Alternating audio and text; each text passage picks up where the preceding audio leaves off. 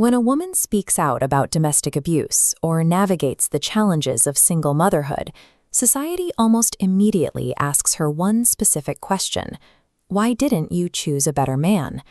This choose better argument relies on a specific premise. Abusers frequently use a tactic known as masking, feigning emotional intelligence, financial literacy, and deep empathy to bypass a woman's defenses. By the time that mask finally slips, the vetting phase is long over. The woman is already legally, financially, or biologically tied to her abuser, making extraction incredibly difficult. We see this deception at the highest levels of society. Political figures like Justin Fairfax pass intense public and professional vetting, yet still face multiple accusations of sexual assault, proving that a polished exterior guarantees nothing about a man's private behavior. Now, look at the politicians attempting to roll back no-fault divorce. Leaders like J.D. Vance have argued that people should stay in marriages, even when physical abuse occurs, effectively trapping women in the very contracts they were deceived into signing. When active deception is a supported feature of the system, and the exit doors are being legislatively locked, choosing better becomes an impossible demand. Society likes to sell marriage as an idealized romance, a partnership of equals.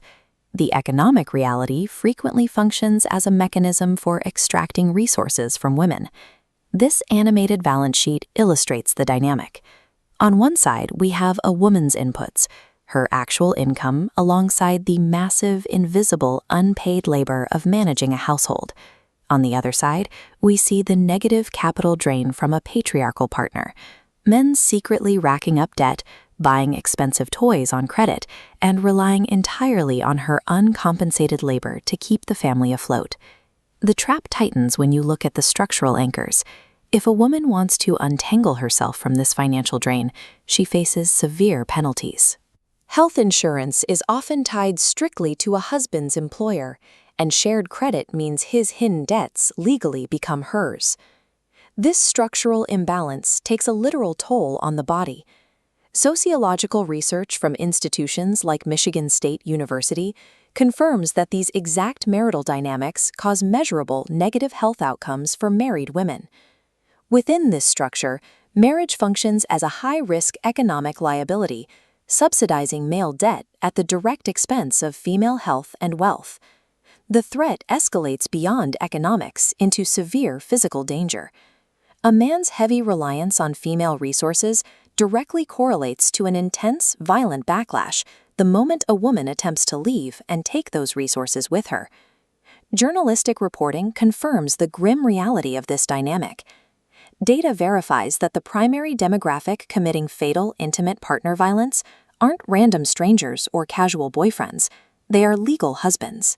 Conservative talking points frequently blame violent crime on single mothers and fatherless homes, but a closer look at the data reframes the issue entirely.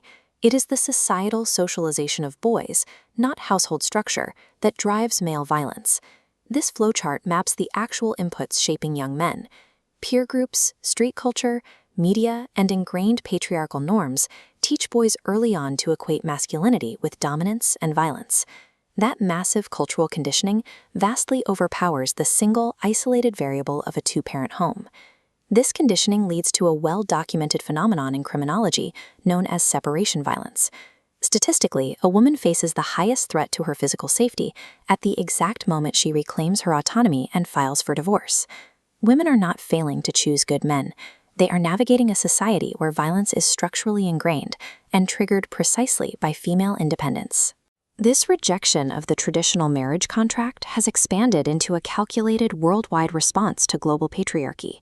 Look at South Korea, where historical state-sanctioned trauma against women still reverberates today. In response, young Korean women formed the 4B movement, a complete refusal of marriage, sex, and childbearing with men. In neighboring China, policies treating women's bodies as state property for population control have created massive demographic imbalances. Governments routinely view female reproduction as a resource to be managed rather than a human right to be protected. When you understand the extreme risks, financial extraction, physical violence, and state control, choosing singlehood is a highly rational, protective strategy against systemic violence. Society must stop interrogating women's dating choices as if they are to blame for the dangers they face. Instead, the focus must pivot to dismantling the violent socialization of men. True safety will never be achieved by demanding women successfully zet their way out of a rigged system. It will only come when we hold male socialization fully and structurally accountable.